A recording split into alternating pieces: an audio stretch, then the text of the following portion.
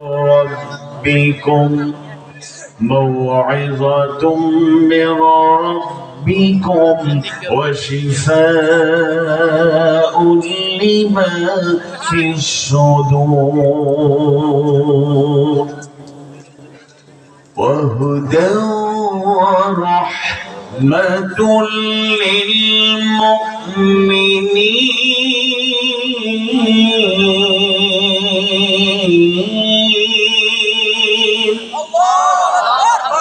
وقال تعالى: إن الله وملائكته يصلون على النبي يا أيها الذين آمنوا صلوا عليه وسلموا تسليما. اللهم صل على محمد وعلى آل محمد كما صليت على إبراهيم وعلى آل إبراهيم إنك حميد مجيد.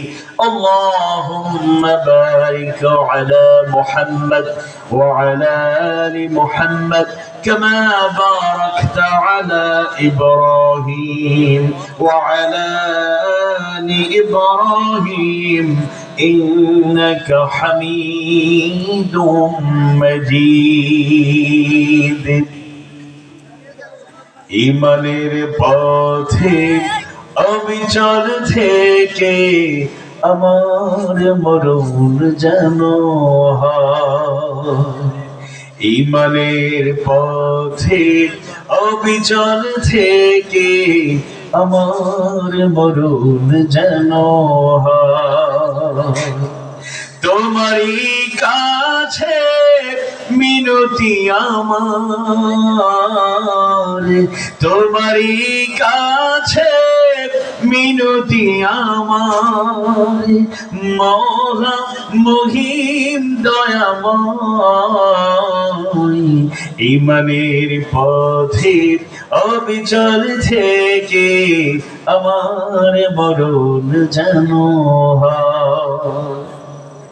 প্রতিদিন মিথ্যের মুখোমুখি হই, বেদিন ফাসেকেরা করে হই জয়। আজাজিলে সে গোমরাহি সুরগানি করে তোলে মোহময়। ইমানের পথে অবিচল থেকে আমার মরণ যেন হয়। আধারের দুর্গম আঁকাবাঁকা পথ ভ্রান্তিতে পূর্ণ, যত মতামত কখনো হঠাৎ নফসের তাড়নায় লাগে সুন্দর মনোময়। ইমানের পথে অবিচল থেকে আমার মরণ যেন হয়। প্রতিক্ষণ সত্যের অবিনাশী ডাক অবিরাম মনটাকে ছুঁয়ে ছুঁয়ে যাক, ধুয়ে মুছে দিয়ে পাপ কালেমা। স্বপ্ন জাগাও মধুময়। ইমানের পথে অবিচল থেকে আমার মরণ যেন হয়। তোমারই কাছে মিনতি আমার, তোমারই কাছে মিনতি আমার, মহা মহিম দয়াময়,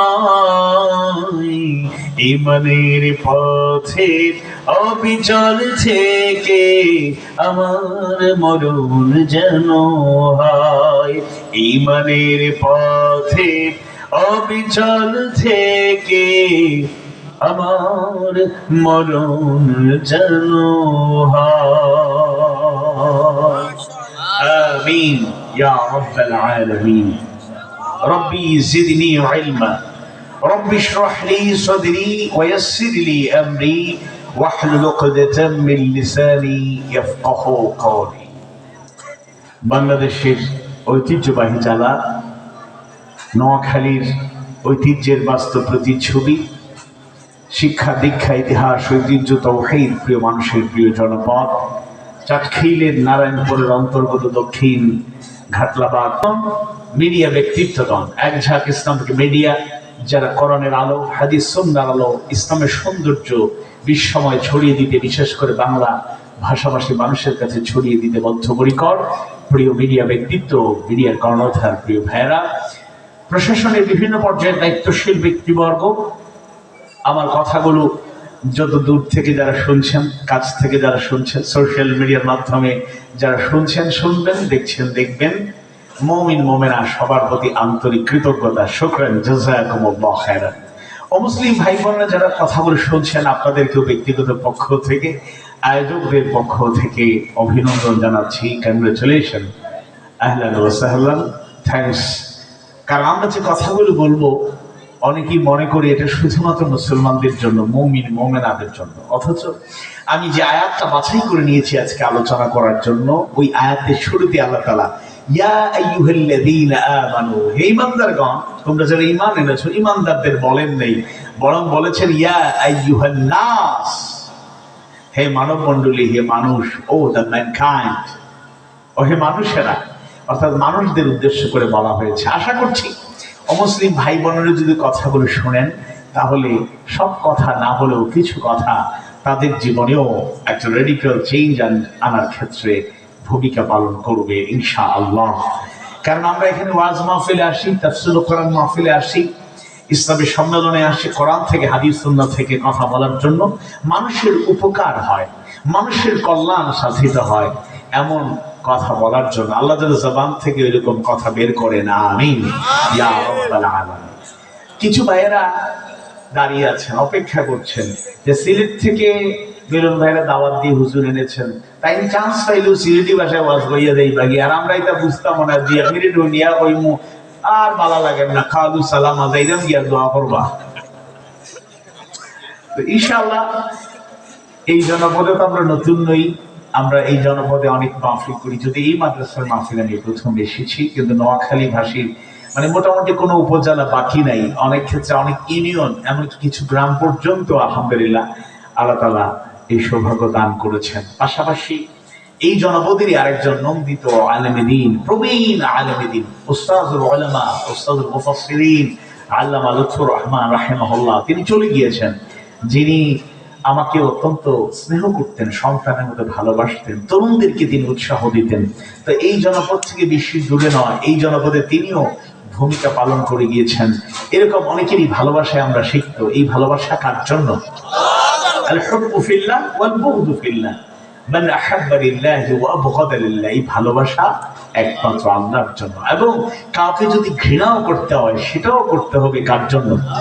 আল্লাহর জন্য। সম্মানিত উপস্থিতি, আজকে আমি আপনাদের কাছে একটা প্রশ্ন রাখতে চাই। যদি এখানে আব্দুল সত্তার হাফিজাহুল্লাহ তাআলার মতো প্রতাপশালী এবং আলহামদুলিল্লাহ সব দিক থেকে গ্রহণযোগ্য অ্যাকসেপ্টেবল পারসন তারা এই জনপদে আছেন, এখানে মাহফিলের কোনো ডিস্টার্ব হওয়ার কথা না। কিন্তু নোয়াখালীতেও অনেক মাহফিলের আয়োজন করে বাস্তবায়ন করা যায়নি।